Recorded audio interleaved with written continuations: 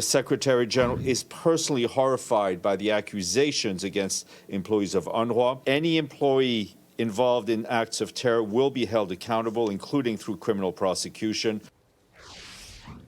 Kidnapping, distribution of ammunition, and murder. These are just some of the accusations in a dossier from Israel detailing how at least 12 employees of the United Nations Relief and Works Agency aided Hamas during the October 7th terror attacks on innocent Israelis. Now more than a dozen countries, including the United States, have taken steps to pause funding to the group. And tomorrow, the House Foreign Affairs Committee is set to hold a hearing on the agency's failures. Our next guest is slated to testify at that hearing. Joining us now is Marcus Sheff, CEO of Impact SC.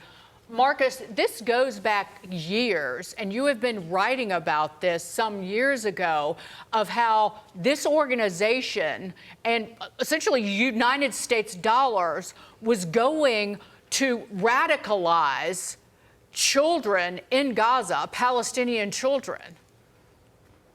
Yeah, absolutely, and thank you for having me.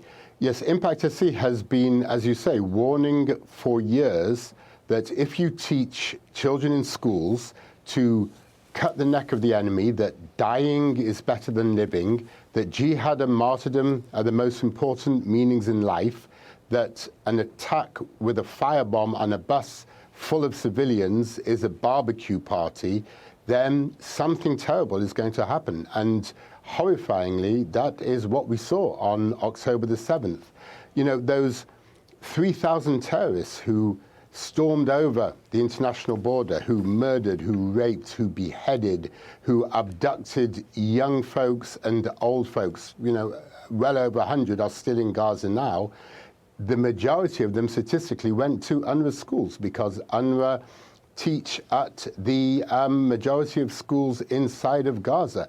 And this was the education that they got year after year after year, and a systematic education.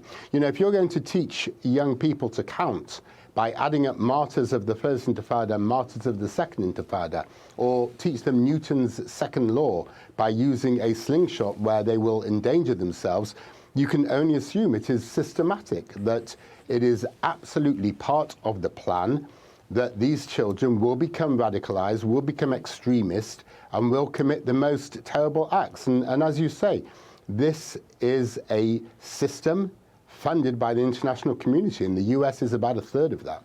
You know, Marcus, I think a lot of us are shocked that the United Nations would be funding this kind of thought. But and again, from an agency that is supposed to focus on relief and work, that they're funding these kind of beliefs. My question for you, though, is how pronounced are these warped ideologies throughout all of the UN? Do you see this elsewhere?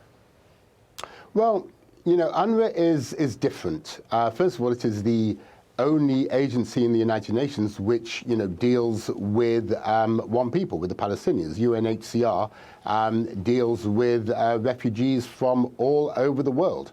And what they tend to do is try, I think, a little bit harder not to teach this appalling material. But the reason that UNRWA does that is because it is originally produced at the Palestinian Authority.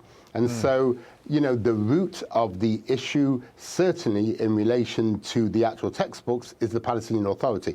UNRWA, though, produces its own material. It produces supplementary material, as they call it, to go with these textbooks, which is, frankly, just as bad. So, you know, there is something absolutely unique in the worst possible way, in the way that UNRWA has year after year after year been educating to hate, educating to violence. They made a choice. They could have chosen a peace and tolerance education. And you know, you look around the Middle East at the moment, and there are remarkable improvements being made in school curricula. The United Arab Emirates, Saudi Arabia, Egypt, Morocco, Bahrain are all improving their school curricula. And this curriculum actually got worse in 2016. UNRWA were warned time and time again that something awful was going to happen, and it did. And it did. Marcus Sheff, always a pleasure. Thanks for joining us today.